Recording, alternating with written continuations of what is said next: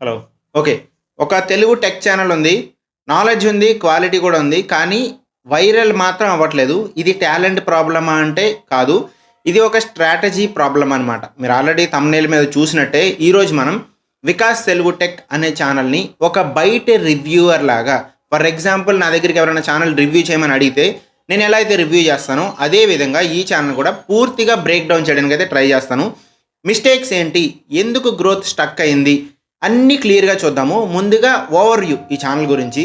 ఈ ఛానల్ చూసిన వెంటనే ఒక విషయం అయితే క్లియర్‌గా అర్థమవుతుంది అందరికీ. ఈ క్రియేటర్‌కి యూట్యూబ్ మీద క్లియర్ ఐడియా ఉంది అని అర్థమవుతుంది. ఎందుకంటే డిఫరెంట్ కాన్సెప్ట్స్ ఉంటాయి. డిఫరెంట్ క్వెషన్స్ ఉంటాయి. టాక్స్ ఇన్ఫర్మేషన్ అవర్స్ అన్నీ ఉంటాయన్నమాట. టాపిక్స్ అన్నీ కూడా బాగానే ఉంటాయి. మాట్లాడే స్టైల్ కూడా బాగానే ఉంటుంది. అర్థమవుతుంది జనాలకి కొంచెం మాట్లాడి మరీ నసుగుదు కాకుండా లేకపోతే నాన్‌చుదు కాకుండా అలా కాకుండా క్లియర్‌గానే ఉంటుంది. సో ఇది ఒక గుడ్ ఛానల్. కానీ ఇది ఒక గుడ్ ఛానల్ మాత్రమే. మస్ట్ వాచ్ ఛానల్ కాదనమాట. అంటే ఖచ్చితంగా చూడాల్సిన ఛానల్ రా ఇది అని అనిపించుకునే ఛానల్ కాదనమాట. ఇప్పుడు ఫస్ట్ బిగ్గెస్ట్ మిస్టేక్ ఏంటో నేను మీకు చెప్తా చూడండి.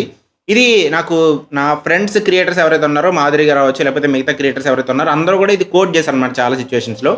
టెక్నికల్ లాంగ్వేజ్ చాలా సందర్భాల్లో అల్గారిథమ్ అని, రీచ్ అని, సీటీఆర్ అని, అనలిటిక్స్ అని ఇలా చాలా చాలా టెక్నికల్ టర్మ్స్ వాడుతూ ఉండడం వల్ల అండ్ మధ్యలో ఎక్కువ ఇంగ్లీష్ వర్డ్సే ఎక్కువ తిరుగుతూ ఉండడం వల్ల ఇది ప్రాబ్లమ్ అనమాట. ఇది క్రియేటర్స్‌కి కొంచెం క్లియర్‌గా ఉంటాయి. కానీ వ్యూవర్స్‌కి కాదు. కొత్తగా చూస్తున్న వాళ్ళకి, కొత్తగా కంటెంట్ క్రియేట్ చేద్దాం అనుకున్న వాళ్ళకి ఇది అర్థం అవ్వదనమాట. ఎస్పెషల్లీ బిగినర్స్‌కి అయితే అస్సలు అర్థం అవ్వదు. ఇది వినగానే కన్‌ఫ్యూజన్ స్టార్ట్ అవుతుంది. కన్‌ఫ్యూజన్ వచ్చిందంటే ఏంటి? కనెక్షన్ కట్ అయిపోతదనమాట. ఓకే. ఇది ఈ వీడియో కాదు మనకి. ఈ వీడియో కాదు వేరే వాళ్ళ వీడియో చూద్దామని ఇంట్రెస్ట్ తగ్గిపోతుంది. వీడియోని వెంటనే స్కిప్ చేసేస్తారు. ఇలా స్కిప్ చేయడం అనేది ఒక డేంజరస్ సిగ్నల్ అనమాట. ఎందుకంటే యూట్యూబ్‌లో క్లారిటీ ఉంటేనే రిటెన్షన్ ఉంటుంది. ఒక వీడియోలో క్లారిటీ ఉంటేనే రిటెన్షన్. కన్‌ఫ్యూజన్ స్టార్ట్ అయిందంటే వీడియో నుంచి ఎగ్జిట్ అయిపోతారు. Simple rule. ఇది గోల్డెన్ రూల్ అనమాట. మీరు ఒక కంటెంట్‌ని తీసుకెళ్ళి ఒక 5 ఏళ్ళు, 6 ఏళ్ళు పిల్లవాళ్ళకి ఎక్స్‌ప్లెయిన్ చేయగలిగితే వాళ్ళకి అర్థమవుతుంటే అది బెస్ట్ కంటెంట్ అనమాట. అంటే పిల్లలకి ఆ టాపిక్ అర్థం అవ్వాలనేది కాదు. కంప్లీట్‌గా డీటెయిల్స్ అన్నీ తెలిసిపోవాలి, మానిటైజేషన్ అంతా తెలిసిపోవాలనేది కాదు. కానీ ఎంత సింపుల్‌గా ఎక్స్‌ప్లెయిన్ చేస్తున్నాం వాళ్ళకి అన్నది మ్యాటర్ అనమాట. కాంప్లెక్స్‌గా ఎక్స్‌ప్లెయిన్ చేయడం స్టార్ట్ చేస్తే అది టాలెంట్ అవ్వదనమాట. కాంప్లెక్సిటీ అయిపోతుంది. అర్థం కాదు జనాలకి. సింపుల్‌గా ఎక్స్‌ప్లెయిన్ చేయడం అనేది రియల్ స్కిల్. ఈ ఒక్క మిస్టేక్ వల్లే చాలామంది ఆడియన్స్ డిస్కనెక్టెడ్ అయితే అయిపోతున్నారు. అండ్ ఇప్పుడు రెండో మిస్టేక్ ఏంటంటే క్లియర్ నిషే పొజిషనింగ్ లేదనమాట. నిష్ మీరు టెక్నికల్ పదంలో మాట్లాడాలంటే కేటగిరీ పొజిషనింగ్ కరెక్ట్‌గా లేదు. ఎందుకు అంటే కొన్ని వీడియోస్ టెక్ సైడ్ ఉంటాయి. ప్యూర్ టెక్ ఉంటాయి. కొన్ని యూట్యూబ్ టిప్స్ ఉంటాయి. కొన్ని ఎర్నింగ్ సైడ్ ఉంటాయి. కొన్ని ఏవో ఒక టూల్స్, ఏఐ టూల్స్ ఇట్లా ఉంటాయన్నమాట. అన్నీ ఉన్నాయి. కానీ క్లారిటీ లేదు. ఆడియన్స్ ఏమనుకోవాలంటే ఒక ఛానల్ చూసిన వెంటనే ఈ ఛానల్ అంటే ఇది వస్తుంది. ఈ ఛానల్ నుంచి మనం నేర్చుకోవాల్సింది ఇది ఉంటుంది అని ఉంటుంది. ఆ ఫిక్స్ అయితే ఇందులో లేదనమాట. సో అది సెకండ్ బిగ్గెస్ట్ మిస్టేక్. అన్నీ కలిపి ఏవేవో టెక్నికల్ టూల్స్ నేర్పించడం అవన్నీ చేయడం వల్ల పెద్ద బ్లండర్ అయితే జరుగుతుందనమాట. థర్డ్ మిస్టేక్ వచ్చేసి ప్యాకేజింగ్ అయితే వీక్‌గా ఉంటుంది. టైటిల్స్ క్యూరియస్‌గా క్రియేట్ అవ్వట్లేదు. కొంచెం వాళ్ళకి క్యాచీగా క్రియేట్ అవ్వట్లేదు అనమాట. థంబ్‌నెయిల్స్ కూడా కొంచెం క్లారిటీగా లేవు. ఉన్నాయి కాకపోతే కన్‌ఫ్యూజింగ్‌గా ఉన్నాయి. వీడియో మంచిగా ఉన్నా క్లిక్స్ రాకపోతే వేస్టే కదా! అండ్ ఫైనల్‌గా ఫోర్త్ మిస్టేక్ వచ్చేసి కొన్ని వీడియోస్‌లో స్ట్రాంగ్ హుక్స్ కూడా లేవనమాట. ఈ మధ్య నేను యాడ్ చేస్తున్నాను. ఆఫ్‌కోర్స్ ఈ మధ్య క్రియేటర్ యాడ్ చేస్తున్నాడు. బట్ ఫస్ట్ 5-10 సెకండ్స్‌లో వ్యూవర్ డిసైడ్ చేస్తారు. ఈ వీడియో మనం చూడొచ్చా? చూడకూడదా? అని చెప్పేసి. అలా చాలామంది స్కిప్ అయిపోతే వెళ్ళిపోతున్నారనుకోండి. రిటెన్షన్ డ్రాప్ అయిపోయినట్టే కదా! సో అలా కూడా వర్క్ అవ్వదనమాట. హుక్స్ యాడ్ చేయడం అనేది ప్రతి వీడియోకి కంపల్సరీ. అండ్ ఫైనల్‌గా ఫిఫ్త్ బిగ్గెస్ట్ మిస్టేక్ వచ్చేసి మీకు తెలుసు ఆల్రెడీ కన్సిస్టెన్సీ లేకపోవడం. అప్‌లోడ్స్ ఇర్రెగ్యులర్‌గా ఉంటాయన్నమాట. ఒక 2 వారాలు తీసుకుంటే రోజుకి 2 వీడియోలు వస్తాయి. ఒక 2 వారాలు తీసుకుంటే 0 ఇట్లా వస్తూ ఉంటాయన్నమాట. సో అది బిగ్గెస్ట్ మిస్టేక్. నెక్స్ట్ మిస్టేక్ వచ్చేసి పర్సనల్ బ్రాండ్ ఏదైతే ఉందో అది క్లియర్‌గా యూజ్ చేసుకోలేకపోవడం. ఫేస్ ఉంది, స్కిల్ ఉంది కానీ ఒక ఎమోషనల్ కనెక్ట్ ఆడియన్స్‌తో లేదు అన్న పాయింట్ ఆఫ్ వ్యూ అయితే క్లియర్‌గా అందరికీ తెలిసిన విషయమే. రిలేటబుల్ అవ్వాలి. ఓకే. ఇతను కూడా మన కంటెంట్ క్రియేటరే, మనలాంటి క్రియేటరే అని చెప్పి రిలేటబుల్ ఉండాలన్నమాట. నేను ఇంత సెటప్ అది పెట్టిన తర్వాత రిలేటబుల్ ఉండదన్నమాట. ఐదర్ టూ హై వెళ్ళిపోవాలి లేకపోతే టూ లోలో ఉండాలి. సో మధ్యలో ఉంటే మాత్రం కష్టం అనమాట. ఇంకొక ఇంట్రెస్టింగ్ పాయింట్ ఏంటి అంటే ఈ టైప్ కంటెంట్ క్రియేటర్స్ ఎవరైతే ఉంటారో బిగినర్స్ ఎక్కువ ఉంటారు అండ్ హౌస్ వైఫ్స్ ఎక్కువ ఉంటారనమాట.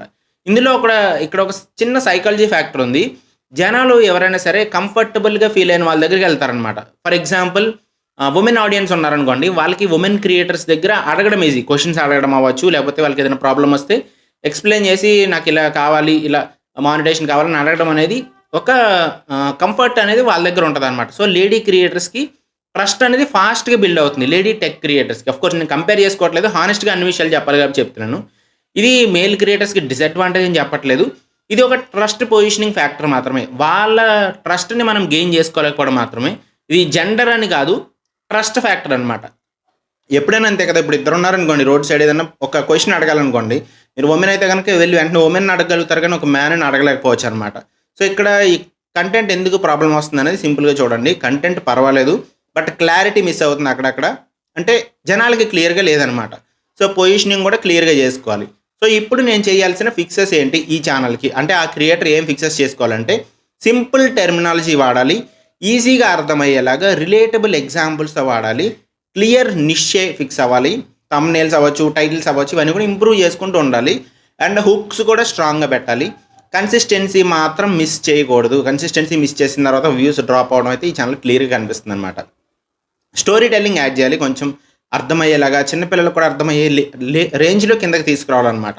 సో, ఇప్పుడు కొత్త వాళ్ళు టెక్ ఛానల్ పెట్టచ్చా? ఈ యూట్యూబ్ సైడ్ కంటెంట్ పెట్టచ్చా? ఇక్కడ కాంపిటీషన్ ఉంది. ఫైన్.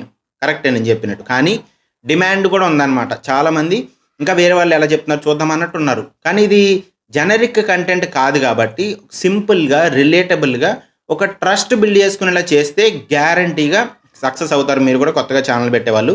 ఇది ఛానల్ ప్రాబ్లమ్ టాలెంట్ లేక కాదు. క్లారిటీ, సింప్లిసిటీ, కనెక్షన్ ఈ 3 లేవన్నమాట. ఈ 3 ఫిక్స్ చేస్తే నెక్స్ట్ లెవెల్‌కి వెళ్ళడానికి చాలా చాలా ఈజీ. ఇప్పుడు ఇక్కడ క్వెషన్ ఒకటే. ఈ క్రియేటర్ మారతాడా లేకపోతే ఇలాగా ఉంటాడా అనేది ఆ క్రియేటర్‌గా వదిలేద్దాము. బట్ పాయింట్ అయితే మీకు క్లియర్‌గా అర్థమైందనైతే నేను అనుకుంటున్నాను. ప్రతి ఆస్పెక్ట్ కూడా మనం ఇందులో మాట్లాడుకున్నాము. సో, యూట్యూబ్‌లో గెలిచేది స్మార్ట్ క్రియేటర్స్ కాదు. బాగా స్మార్ట్ ఉన్నవాళ్ళు కూడా గెలుస్తారనేది గ్యారంటీ లేదనమాట. సింపుల్‌గా ఎక్స్‌ప్లెయిన్ చేయగలిగే వాళ్ళే గెలుస్తారు. అండ్ ఇది మన వీడియోస్‌కి అవ్వచ్చు లేకపోతే వేరే వాళ్ళ వీడియోస్‌కి కూడా చాలా చాలా హెల్ప్‌ఫుల్ అనమాట. సో, ఇప్పుడు నేను చెప్పిన పాయింట్స్ అన్ని నా ఒక్కడికే అప్లికబుల్ అంటే మిగతా వాళ్ళకి కూడా అప్లికబులే. ఎటువంటి కంటెంట్ చేస్తున్నా కూడా అప్లికబులే. ఇందులో ఇంకొక బేసిక్ ఫ్లా ఒకటి ఉందనమాట. ఈ టెక్నికల్ కంటెంట్ ఏదైతే ఉందో టెక్నికల్ కంటెంట్ పాయింట్ ఆఫ్ వ్యూలో అంటే యూట్యూబ్ ఎడ్యుకేషన్ ఎవరైతే చెప్తున్నారో వాళ్ళకి ఒక ఫ్లాలా చెప్తున్నాను. ఏంటంటే మీకు ఒక 50,000 సబ్స్క్రైబర్స్ ఉన్నారనుకోండి. ఆ 50,000లో మిమ్మల్ని ట్రస్ట్ చేసి మీ ఫ్యూచర్ వీడియోస్‌ని కూడా చూసే వాళ్ళు ఎంతమంది అంటే ఒక 10% మాత్రం కూడా ఉంటారనమాట. ఒక 5% మాత్రమే ఉంటారు.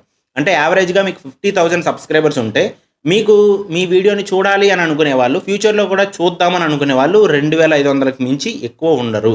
సో, అంత 5%కి మించి ఎక్కువ ఉండరనేది నా అనాలిసిస్ అనమాట. ఎందుకు ఇదంటే ఫర్ ఎగ్జాంపుల్ థంబ్‌నెయిల్ ఎలా చేయాలో జనాలకి అర్థం కాలేదు. మీ ఛానల్ కనిపించింది. మీరు టెక్ ఛానల్ పెడితే ఇప్పుడు వికాస్ తెలుగు టెక్ లాంటి ఛానల్ పెడితే అందులో థంబ్‌నెయిల్ ఎలా చేయాలో వీడియో ఉంది. చూసారు చాలా బాగా నచ్చింది. ప్రాసెస్ ఫాలో అయ్యారు. హెల్ప్ అయింది వాళ్ళకి. వెంటనే ఏం చేస్తారు? ఆహా! చాలా మంచి క్రియేటర్ అని చెప్పి నెక్స్ట్ ఒక 1, 2 వీడియోస్ చూస్తారు. కామెంట్లు చేస్తారు. చాలా బాగా హెల్ప్ అయింది. మంచి ఛానల్ అంటారు. తర్వాత వాళ్ళకి థంబ్‌నెయిల్స్ కాకుండా మిగతా ఇన్ఫర్మేషన్ అవసరం లేదనుకోండి. మీ వీడియోస్‌ని వాళ్ళే స్కిప్ చేస్తారు. సో, బేసిక్‌గా ఏమైంది? వాళ్ళు ఒక వీడియో మన ఛానల్‌లో అవ్వచ్చు లేకపోతే యూట్యూబ్ ఎడ్యుకేషన్ ఛానల్‌లో ఆ ఒక్క వీడియో హెల్ప్ అయ్యి సబ్స్క్రైబ్ చేసుకొని 2, 3 వీడియోలు చూసిన వాళ్ళు ఉన్నారు చూసారా? వాళ్ళ వల్ల మన ఫ్యూచర్ వీడియోస్ కూడా దెబ్బతింటాయన్నమాట. సో, ఇక్కడెప్పుడు కూడా మనకి ఒక ఫ్యాన్స్ అసోసియేషన్ లాంటిది క్రియేట్ అయితే వాళ్ళకి అవసరం ఉన్నా, అవసరం లేకపోయినా సరే ముందు వీడియోస్ చూస్తారు. నెక్స్ట్ వచ్చే రాబోయే వీడియోస్ అన్నీ కూడా చూస్తారనమాట. కానీ అలా చూడాలా లేకపోతే వాళ్ళు తప్పు చేస్తున్నారా అని నేను అనట్లేదు.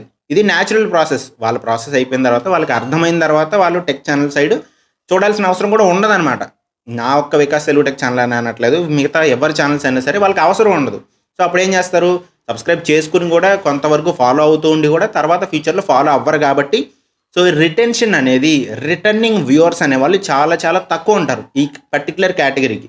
మిగతా వాళ్ళకి ఏంటంటే ఇందాక మనం మాట్లాడుకున్నాం కదా! మరి మేల్ క్రియేటర్స్‌కి ఎక్కువ వ్యూస్ వచ్చేవాళ్ళు కూడా ఉన్నారు కదా! అంటే ఆ male creators male, female version కాదు. సో, ఇక్కడ ప్రాబ్లమ్ ఎక్కడొచ్చిందంటే ఎప్పుడైతే ఈ మేల్ క్రియేటర్స్‌కి యాడెడ్ అడ్వాంటేజ్ ఎప్పుడొచ్చిందంటే వాళ్ళు కోవిడ్ టైమ్ ఫ్రేమ్ ముందు స్టార్ట్ చేయడం అవ్వచ్చు. లేకపోతే ఆల్రెడీ వాళ్ళకొక ట్రస్ట్ బేస్ ఉండడం అవ్వచ్చు. ఆ ట్రస్ట్ బేస్ ఉండడం వల్ల అక్కడి నుంచి ఎక్స్‌టెండ్ చేసుకోవడం అయితే బానే ఉందనమాట. సో, ఇప్పుడు లేటెస్ట్‌గా కొత్తగా ఈ యూట్యూబ్ ఎడ్యుకేషన్ ఛానల్ స్టార్ట్ చేయాలనుకున్న వాళ్ళకి మాత్రం టూ మచ్ కాంపిటీషన్ ఉంది. అండ్ రిటర్నింగ్ వ్యూవర్స్ కూడా తక్కువ ఉంటారు. ఈ 2 ఆలోచించుకొని ఈ రెండిటిని బీట్ చేయగలిగి ఎంత ట్రస్ట్ ఫ్యాక్టర్ మీరు బిల్డ్ చేస్తే ఖచ్చితంగా గ్రో అవుతారు. అది గుర్తుపెట్టుకోండి. ట్రస్ట్ ఫ్యాక్టర్ మెయిన్ అనమాట. మిమ్మల్ని నమ్మాలి. మీ ఛానల్ ఎప్పటికైనా సరే ఫాలో అవుతారు. ఫాలో అవుదాము అని చెప్పి వాళ్ళకి ఒక ట్రస్ట్ ఉంటే వాళ్ళకి ఈజీగా అర్థం అవుతుంటే గనుక ఖచ్చితంగా మీ ఛానల్‌ని చూస్తారు. మీరు కావాలంటే ఛానల్ పెట్టొచ్చు కూడా. సో ఇంకేమైనా డౌట్స్ ఉంటే మీరు నా డీటెయిల్స్ అన్నీ కూడా మన కమ్యూనిటీ పోస్ట్లో ఉంటాయి అనమాట. పోస్ట్ సెక్షన్ ఉంటుంది కదా, దాంట్లో డీటెయిల్స్ అన్నీ ఉంటాయి. వాట్సాప్ నెంబర్ ఉంటుంది, ఇన్స్టాగ్రామ్ ఐడి ఉంటుంది, కాల్ మీ ఫర్ యాప్ కూడా ఉంటుంది. మీరు ఏదైనా యూజ్ చేసి నన్ను కాంటాక్ట్ చేయొచ్చు. సో మీకు ఇన్ఫర్మేషన్ నచ్చితే కనుక లైక్ చేయండి వీడియోని, సబ్స్క్రైబ్ చేసుకోండి కొత్తగా చూస్తున్న వాళ్ళు. మీకు ఇన్ఫర్మేషన్ ఫ్యూచర్లో కూడా హెల్ప్ అవుతుంది అనుకుంటే సబ్స్క్రైబ్ చేసుకోండి. అండ్ ఈ వీడియోని హైప్ కూడా చేయండి. హైప్ ఫీచర్ ఉంది కదా, దాన్ని కూడా ఉపయోగించుకోండి. అండ్ మన కొత్త మైక్ ఎలా ఉందో కామెంట్ సెక్షన్లో మెన్షన్ చేయండి. See in the next video. Thank you very much. Bye bye. Keep supporting.